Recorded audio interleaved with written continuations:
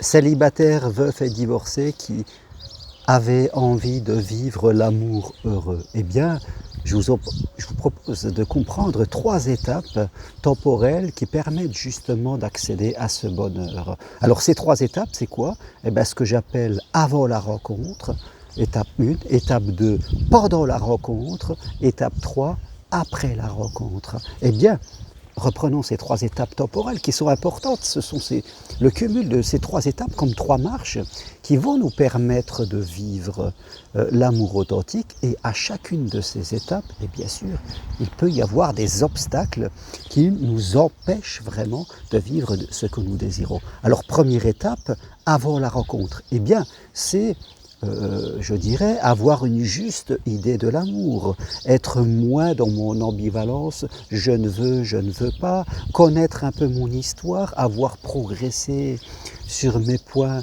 d'évolution, ne plus être dans des blessures de l'enfance, être capable de mieux communiquer, être capable d'aller vers les autres, de vivre des choses un peu différentes. Voilà le réglage de ma boussole intérieure qui doit se faire, je dirais, avant toute entreprise, et c'est ce que j'appelle avant la rencontre. C'est vraiment cette progression, ce changement de vibration intérieure qui va me permettre de faire la rencontre. Donc je dois prendre le temps, à un moment de ma vie, si j'ai eu des expériences malheureuses, donc avant de retourner vers des rencontres, je dirais, prendre le temps de faire ce réglage intérieur, de voir les choses de façon différente, de mieux comprendre qu'est-ce qui s'est passé, pourquoi je n'ai mal communiqué, là où je dois progresser, comment être mieux avec les autres, mieux parler de moi, être plus clair, ne plus être dans mes peurs. Ça, c'est l'étape la plus importante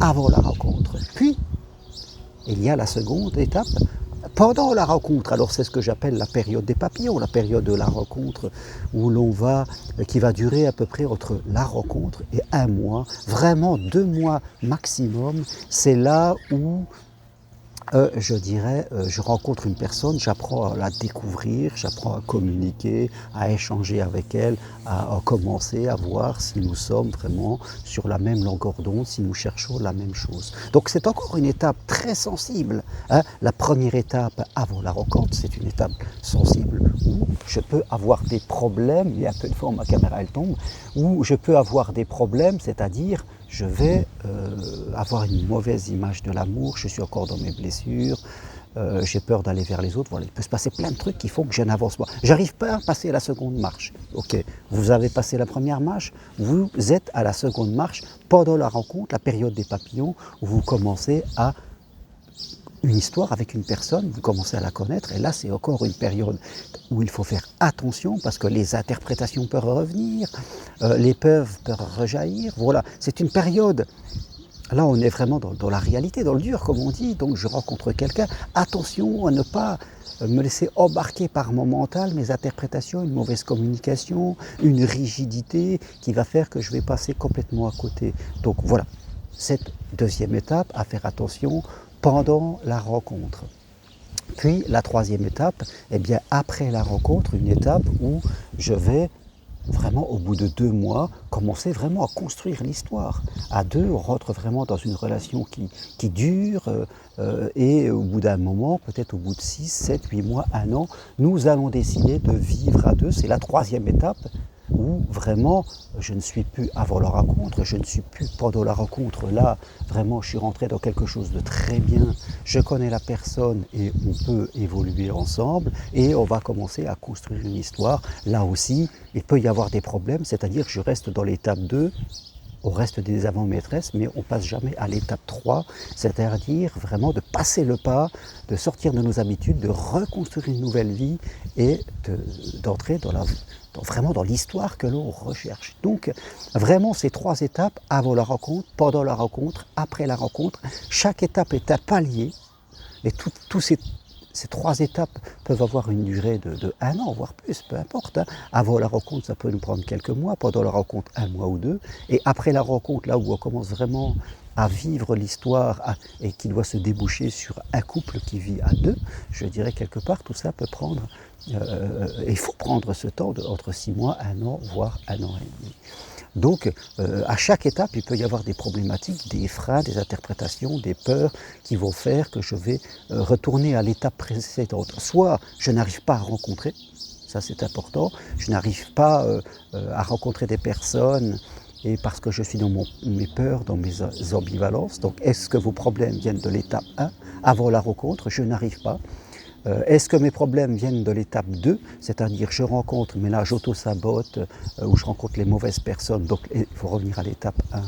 Et en fin de compte, je n'arrive pas à passer à l'étape 3, c'est-à-dire à vivre vraiment une histoire, et je reste coincé dans l'étape 2. Là aussi, dans l'étape 3, c'est important, hein, si nous avons des enfants en commun, d'autres histoires, il va falloir je dirais, apprendre à vivre ensemble, se créer de nouvelles habitudes, ne pas vouloir que l'autre rentre dans mes habitudes. Ça va demander à chaque étape de nouvelles qualités pour vraiment vivre l'amour authentique. Alors vous voyez, c'est important pour vous. Excusez-moi, mais je suis dehors, il y a un peu de vent et la caméra quelquefois ballotte un peu. Chaque étape est un chemin de progression. Il faut le voir comme cela, et vous verrez qu'il faut prendre ça calmement. Avant la rencontre, vous travaillez sur vous pour être au clair avec vous-même. Pendant la rencontre, attention à la communication, attention aux interprétations. Et puis après la rencontre, là, voilà, quand on commence à bien se connaître, eh bien, c'est vraiment construire l'histoire à deux. Ne pas rester au palier 2, c'est-à-dire du chacun chez soi, de rester des amants et des maîtresses, par peur de s'engager dans la vraie histoire que l'on veut. Voilà ce que je voulais partager avec vous aujourd'hui. Je vous dis à très bientôt.